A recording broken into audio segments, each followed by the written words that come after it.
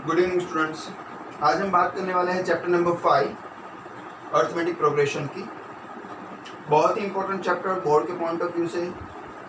इसमें से ट्विस्ट करके क्वेश्चंस पूछे जा सकते हैं।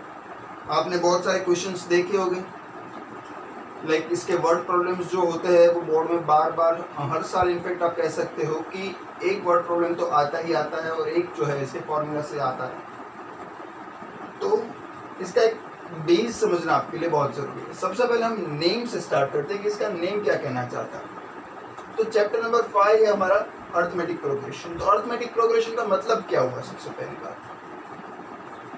तो अर्थमेटिक प्रोग्रेशन आप बचपन से पढ़ते आ रहे हो, पर आपको एक्चुअली में ये वर्ड के साथ नहीं पढ़ रहे थे, इसलिए पता नहीं। अब अगर इसका सिंपल सा वर्ड निकालना चाहो तो you can say it's a sequence of a number in which difference between two number is always equal, right. यानी कि श्रेणियाँ, हिंदी मीडियम के लिए ये जो श्रेणियाँ होती है जिसमें दो अंकों के बीच का तफावत हमेशा ही समान रहता है, आप कह सकते हैं। एक इसकी बेसिक इन्फॉर्मेशन होगी, एक बेसिक डेफिनेशन होगी इसकी। अगर मैं और इजी वे से आपको बताना चाहूँ तो आप जो पैटर्न्स पढ़ते थे बचपन में, जैसे आप पढ़ते थे 2, 4, 6, 8 और फिर आपको 2 ब्लैंक्स दे दी जाती थी और आपको कहते थे कि इसको फिल कीजिए, राइट। 3rd 4th स्टैंडर्ड से आप पढ़ते आ रहे हो ऐसी पैटर्न आपको दे दिया जाता था 5, 10, 15, 20, देन आपको 2 ब्लैंक्स फिल करनी होती थी। क्लियर? यहाँ पे आप फिल कर देते थे कि 2 का डिफरेंस आ रहा है, देखिए यहाँ पे 2 का डिफरेंस है, यहाँ पे 2 का डिफरेंस है, तो यहाँ पे आप 10 एंड 12 फिल कर देते थे। यहाँ पे आप जो कर रहे थे वो 25 एंड 30, यहाँ पे आपको सारे में 5 का डिफरेंस दिख रहा है, राइट। ऐसे ही आप ये नहीं फिल कर देते थे, आपको एक सीक्वेंस पता चलता था कि हाँ ये जो डिफरेंस है ना वो ऑलवेज सेम रहता है। तो अब मैंने जो आपको डेफिनेशन बोली उसमें आपको समझ आया होगा कि मैंने क्या बोला है कि जिसमें भी 2 डिजिट के बीच का डिफरेंस सेम रहे, डिफरेंस यानी 4 में से अगर मैं 2 को माइनस करूँ तो डिफरेंस 2 ही रहता है। वैसे ही अगर मैं ये वाला डिजिट उठा लूँ तो 10 में से अगर 8 को माइनस करूँ तो भी डिफरेंस 2, राइट। बट ऐसा नहीं हो सकता कि मैं अगर लिखूँ 7 फिर 1 फिर 11 फिर 3 फिर 9, तो अब आप गेस नहीं कर सकते कि यहाँ पे 2 क्या आएगा। तो इसको हम एपी नहीं कहेंगे, पर जिसमें डिफरेंस इक्वल रहेगा, जो आप पैटर्न्स पढ़ते थे ना सीरीज, वही है अर्थमेटिक प्रोग्रेशन। शॉर्ट में इसको हम एपी कहेंगे। क्वेश्चन में जहाँ पे भी आप एपी लिखा हुआ देखो, इसका मतलब आपको समझ जाना है कि हाँ ये एपी फॉर्म में है, यानी कि इसका डिफरेंट ऑलवेज सेम होगा और ये एक सीरीज में जाता होगा। क्लियर? तो आप ऐसी सीरीज पढ़ते थे, ये फाइनाइट थी, यहाँ पे आपको इनफाइनाइट भी मिल सकती है, इस तरह की सीरीज, कोई प्रॉब्लम नहीं है। क्लियर? आपको ये सीरीज दे, ये सीरीज दे, आपको तो क्या है, डिफरेंस एक तो फाइंड करना होता है, फर्स्ट टर्म फाइंड करना होता है। क्लियर? तो ये बेसिक इन्फॉर्मेशन थी इसकी कि आप ये पढ़ते आ रहे थे, तो आपको पता होना चाहिए कि इसका कनेक्शन कहाँ पे है जो अभी तक आप पढ़ रहे थे उसके साथ। पहले वो मैं कनेक्शन बना दिया मैंने आपका। अब मैं इस चैप्टर की बात करता हूँ। बहुत ही बेसिक लेवल पे आपको बता रहा हूँ मैं एपी कि ये क्या होता है। तो एपी एक सीरीज है, क्लियर, इसमें डिफरेंस सेम रहेगा। अब अगर आपको ऐसा क्वेश्चन में पूछा जाए, जैसे कि आप एक्सरसाइज 5.1 निकालेंगे तो क्वेश्चन नंबर 1 आप देखेंगे, वहाँ पे आपके पास बुक हो तो आप ओपन करके चेक कीजिए। क्वेश्चन नंबर 1 अगर आप देखेंगे तो उसमें आपको एक वर्ड प्रॉब्लम के फॉर्म में दिखेंगे कुछ। अब ये जो क्वेश्चन है ना वर्ड प्रॉब्लम के फॉर्म में, मोस्ट प्रोबेबली वहाँ से आपका स्टार्टिंग किया जाएगा जहाँ पे क्या पढ़ते हो, राइट। पहले वो क्वेश्चन, फिर question number 2 and then question number 3। पर मुझे ऐसा लगता है कि क्वेश्चन नंबर 3 आपको पहले पढ़ना चाहिए। क्यों? सिंपल सी बात है, क्वेश्चन नंबर 1 अगर आप चेक कर रहे हो तो उसमें आपको कुछ वर्ड प्रॉब्लम के फॉर्म में दिया हुआ है, उसमें से आपको एपी की सीरीज बनानी है। आप समझिए एक बात, आपको एपी की सीरीज बनानी है। आप कब एपी की सीरीज बना पाओगे? जब आपको कुछ बेसिक टर्म्स पता होंगे, राइट। जैसे ए हो गया, डी हो गया। दूसरे क्वेश्चन में आपको दिया हुआ है ए और डी टर्म दिए है, उसके ऊपर से सीरीज बनानी है। यानी पहले क्वेश्चन में ना ए दिया है ना डी दिया है, डायरेक्ट सीरीज बनाने के लिए है। दूसरे में ए और डी दिया है, उसके ऊपर से पहले सिंपल सा कैसे बना सकते हो आप सीरीज वो बताया। और 3rd क्वेश्चन में आपको ए और डी फाइंड करना सिखाया। आ रहा है समझ? तो हम इस तरह से जाएंगे कि पहले 3rd में से ए और डी कैसे फाइंड करते हैं वो मैं आपको बताऊंगा। उसके बाद क्वेश्चन नंबर 2 में मैं आपको ए और डी से सीरीज कैसे बनाते हैं वो बताऊंगा। उसके बाद क्वेश्चन नंबर 4 पे जाएंगे जिसमें आपको सीरीज दी हुई है, उसको पहचानना है कि वो एपी में है कि नहीं है, यानी कि अगर वो सीक्वेंस में है तो वो एपी में है, अगर सीक्वेंस में नहीं जा रही है तो वो एपी में नहीं है। और उसके बाद हम क्वेश्चन नंबर 1 पढ़ेंगे जिसमें ये सब का मिक्सचर है, राइट, कि आपको एक सीरीज भी बनानी है, उसको चेक भी करना है कि वो एपी में है कि नहीं है, और अगर एपी में है तो आपको ए और डी उसमें से डिफाइन भी करना है। तो क्लियर हो रहा है आपके माइंड में कि आपको किस वे से जाना चाहिए। और मैंने क्वेश्चन नंबर 3 आपको क्यों पहले पढ़ा रहा हूँ। तो आइए स्टार्ट करते हैं। क्वेश्चन नंबर 3 में आपको जो करना है ना वो बहुत ही सिंपल वर्क है। आइए मैं एक एग्जांपल से पहले आपको बता देता हूँ कि सीरीज में आप यहाँ पर मैंने जो एग्जांपल लिया था वही मैं रिपीट कर रहा हूँ। 2, 4, 6 एंड 8 बहुत बेसिक लेवल का एग्जांपल। 2 ब्लैंक आपको दी होती है, आप फिल कर देते हो 10 एंड 12। वेरी गुड, चलिए आप सही है। आप क्या चेक करके फिल करते हो कि यहाँ पे 2 का डिफरेंस है, इसलिए हमने यहाँ पे ऐसा फिल किया। तो ये जो आप बोल रहे हो कि सर 2 का डिफरेंस है, आपका आंसर आ रहा है डिफरेंस कितने का है, 2 का है, यानी डिफरेंस को हम शो करते हैं डी। डिफरेंस कितने का हुआ, 2 का। क्लियर। फर्स्ट टर्म जो है उसको क्या कहेंगे हम, फर्स्ट टर्म को आपको याद रखना है, ऑलवेज हम फर्स्ट टर्म को ए कहेंगे, राइट, ए फर्स्ट टर्म ए। दूसरे टर्म को A2 कहेंगे। जैसे ये फर्स्ट हो गया तो उसको हमने A1, A2, A3, A4, इसको A5, इसको A6 क्या किया हमने, यहाँ पे जो फर्स्ट टर्म था उसको A1 भी कह सकते हैं और उसको A भी प्रेजेंट कर सकते हैं।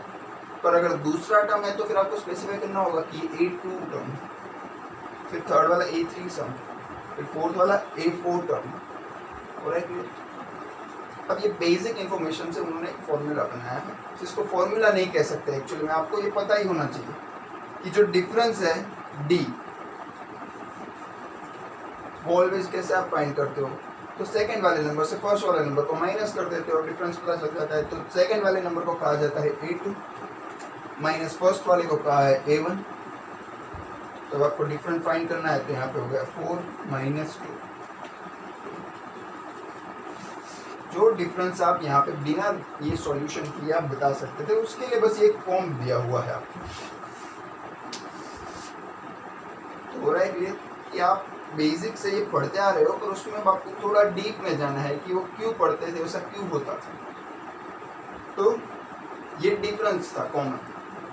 ये आपको पता चल गया। फर्स्ट टर्म जो होता है ऑलवेज, वो ऑलवेज हो जाएगा आपका ए, जितने भी फर्स्ट टर्म है वो ए हो जाएंगे। आइए देखते हैं पहले question number 3।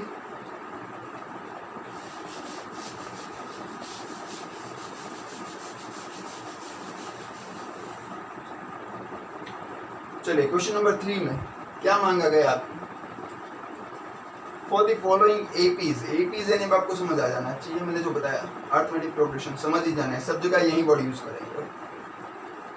For the following APs right the first term and the common difference.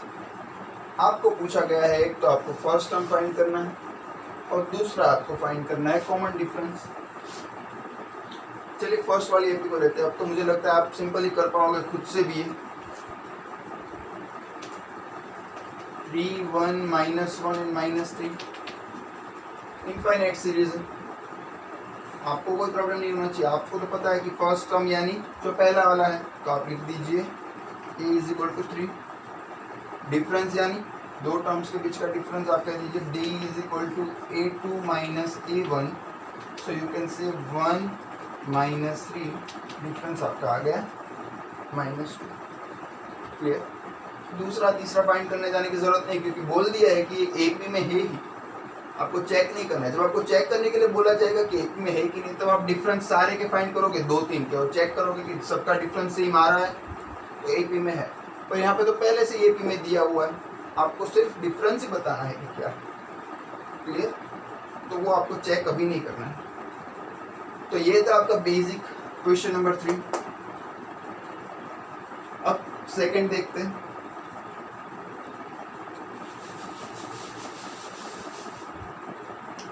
चलिए सेकंड में क्या कहा गया है, -5 - 1, 3 and 7। सिंपल फर्स्ट टर्म को आपको दिख ही रहा है -5 d यानी a2 माइनस a1, ये आपका है a1, ये है a2, ये है a3, a4 and final a2 minus a1 यानी सेकंड में से फर्स्ट को माइनस करो। प्लस माइनस में आप ध्यान दीजिएगा यहाँ पे -5 है तो इसको हम ऐसे लिखेंगे, राइट, बीच में ये वाली माइनस की साइन और इसकी जगह पे ये -5, तो -1 माइनस माइनस प्लस हो जाएगा आपका, तो यहाँ पे आपका हो जाएगा 4, डिफरेंस 4 आ गया, डी आपका ये आ गया -1। ये बहुत इजी, क्लियर। तो आपको ए और डी कैसे फाइंड करना है वो पता चल गया। चलिए ये एक और बार दिखा देता हूँ यहाँ पे क्वेश्चन नंबर 3 में। देखिए क्वेश्चन 3 क्या कह रहा है, आपको दिया है 1/3, 5/3, 9/3 एंड 13/3। कोई बात नहीं, बात तो वही है आपको, ए यानी फर्स्ट टर्म, ठीक है, डी यानी a2 माइनस a1 यानी सेकेंड टर्म में से फर्स्ट टर्म को माइनस करना है, 5/3 माइनस 1/3। डिनोमिनेटर सेम है तो आपको कुछ सेम करने की भी जरूरत नहीं है, आप डायरेक्टली लिख दोगे 4/3। डिफरेंस मिल गया आपको, ये डी, ये आपका ए हो गया, क्लियर। ए और डी फाइंड करना सबसे पहले आपको सीखना चाहिए। एक और है यहाँ पे 0.6 वाला, वो भी देख लेते हैं।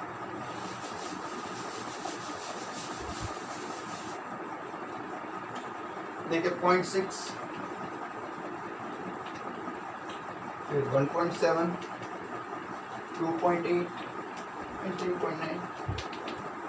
कई बच्चे पॉइंट वगैरह देख के आप सोचते हो कुछ अलग है, कुछ भी अलग नहीं है। ये सीरीज भले ही पॉइंट में दी हो आपको, तो ए जो है वो फर्स्ट टर्म लिख ही देना है, डी यानी दूसरा टर्म लिख ही देना है, 1.7 माइनस 0.6, इतना सिंपल से 1.1, डिफरेंस आपको मिल गया 1.1 का है, ये है आपके पास 0.6। तो हो रहा है क्लियर आपको। First, second, third and fourth ये मैंने पहले क्यों लिए। क्वेश्चन नंबर 3 में आपको सबसे पहले मैंने सिखाया ए और डी कैसे फाइंड होता है, क्लियर। अब दूसरे वाले क्वेश्चन में, यानी अब हम देखेंगे इसके पहले वाला क्वेश्चन नंबर 2, उसमें ये ए और डी में से आप सीरीज कैसे बना सकते हो वो मैं बताऊंगा। तो ये नोट कर लीजिए, नोट करना है तो, और आप खुद से एक बार ये ट्राई कर लीजिए।